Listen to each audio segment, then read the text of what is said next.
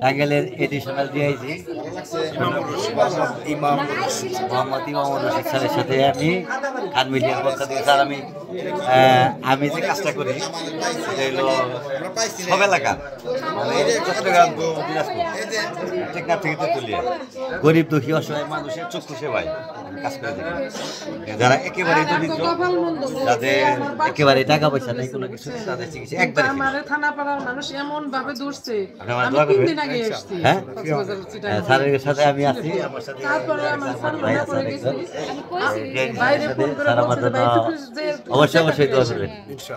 আর আমার বাবার জন্য দোয়া করবেন। আমার বাবা 4 বছর চলে গেছে, আমার মা আছে, আমরা 2 ভাই এই আছি আর কি।